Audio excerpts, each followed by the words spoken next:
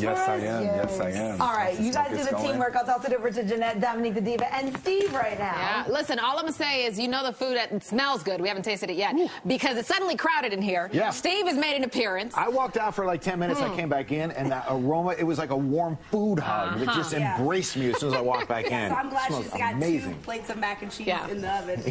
One for me and the other one for y'all. I was going to go eat to the birthday girl. It's my birthday. Let's just put a little candle in it. Okay. All right. It's 11:31. That means it's time for the celebrity snack. Dominique and producer Chris are here along with first-time Lion Luncher Steve Chenevieve. It's my honor. Coincidentally, welcome to the show. Here. Thank you. I'm happy to be here. All right, so we've got a celebrity snack. I'm going to serve it up, and I want your guys' reaction to it, okay? We're going to start off with the Kennedy Center honors. We talked about this last week because Marissa Mitchell, who's off today, was on the red carpet. She got a chance to talk to all of the stars. However, we are now getting a sneak peek at one, I will argue, jaw-dropping moment from the actual ceremony. This one involves honoree George Clooney. The 61-year-old is known for his good looks, his Oscar-winning movies, his time on ER, and his marriage to an international human rights lawyer. However, he's also, if you didn't know, a notorious prankster. And at the special ceremony, right here in Washington, D.C., and right in front of the President of the United States, that honor turned into a little bit of a roast because instead of highlighting any of those notable things we just talked about, his Ocean's 11 co-star Matt Damon shared a story from George Clooney's past you just have to hear to believe. Take a listen. It has been said that my friend George Clooney is the last of the true movie stars, so I got to thinking about what exactly that meant. Of course, a number of past Kennedy Center honorees have certainly been movie stars in that classic sense, actors with class and sophistication.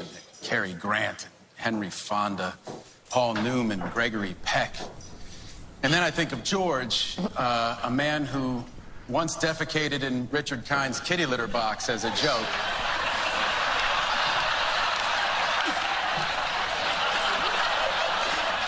A man who once stole Bill Clinton's stationery and wrote fake notes to actors saying how much the president loved their movies.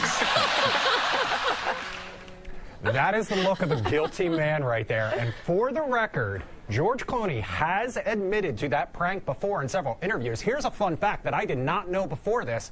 George Clooney and Richard Kind were roommates in Hollywood when they were both coming up. Now, you can catch the full roast or toast, whatever you want to call it, Wednesday, December 28th.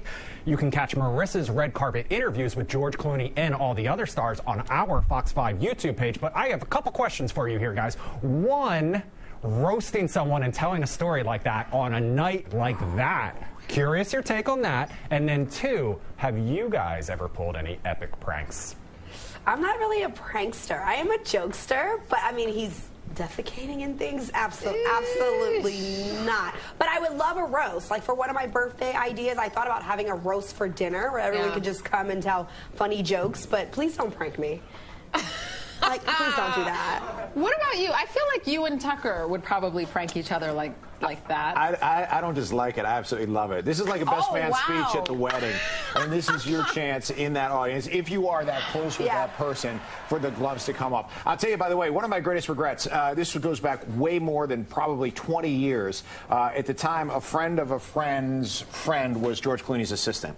And I was out in L.A., and they used to have historic poker nights. So one night, the house is empty. George is out. But he said, if you guys want to play poker in my house, you can come to the house.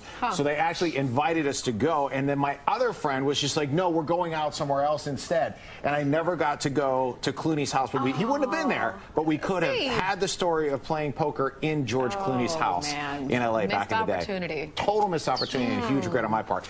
I blame my friend. But that's what we do. I'm like you, though. I love any prank that doesn't involve anybody getting hurt. Yeah. Like something like that. Some people would say it's pretty nasty. I'm with you. But I'm more joke over prank. Yeah, I'm like joke over prank, and please no poo. I'm just It's not just over the that. one I'm not over that. Excellent advice for any situation. All right, let's get to story number 2. And this one is, in quotes, a tale as old as time. Because we're talking about Beauty and the Beast. Like it or not, it has been more than 30 years since the animated Disney movie hit the big screen and made movie history in the process. Because if you didn't know, it was the first animated movie nominated for Best Picture. It was also the first Disney animated movie adapted into a Broadway musical. Last night, ABC and Disney paid tribute to its legacy with a star-studded special anniversary performance. Her stepped into the role of Belle. Josh Groban was the Beast. Martin Short brought Lumiere to life. You see him perform in the classic Be Our Guest right here. David Alan Grier played the faithful butler turned Cogsworth. The highlight for me, Joshua Henry, who played the villain Gaston. I highly recommend you check this scene out if you didn't. And the one and only Shania Twain, who played Mrs. Potts and got to perform the Oscar-winning title song, Beauty and the Beast. Take a look. Ever just the same, ever a surprise, ever as before, never just as sure as the sun will rise.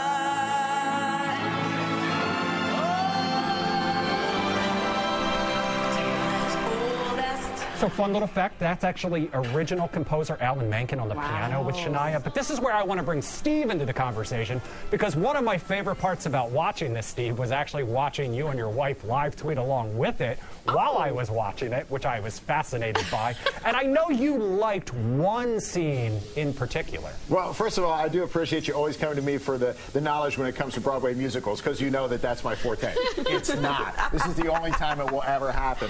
But I did like it last night. Full disclosure, I made the mistake of turning off the Caps game during the commercial. Next thing I know, the TV was on this. But I absolutely loved it. I've seen the animated version. I've seen the live action movie.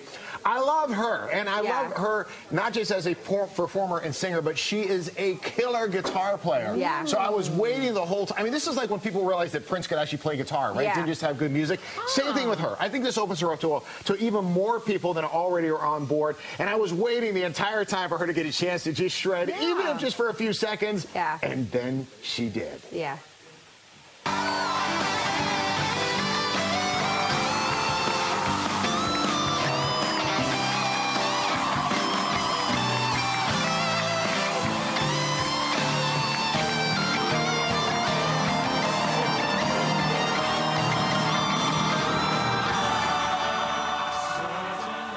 She's solid. I think she crushed it. I think she nailed it. And obviously, like the singing part, she had down pat. I really think this is going to just elevate her even more. She had a fantastic performance last night. I thought, honestly, all the performances were good. Martin Short surprised me as a singer. You know him as a comedian. He was just on SNL last week. Josh Groban, you expected, right? I mean, he's a legend. But here's what I really liked about this, and Chris, I don't know if you felt the same way when you were watching it. I liked the format that they did. They showed some of the animated version of the film, and then they would come out to a live-action performance, and then they would kind of go back and forth, and it mixed it up just enough that it gave a new twist to it. I liked it too, and I liked the way they used it to kind of cover the transitions between some of those performances too.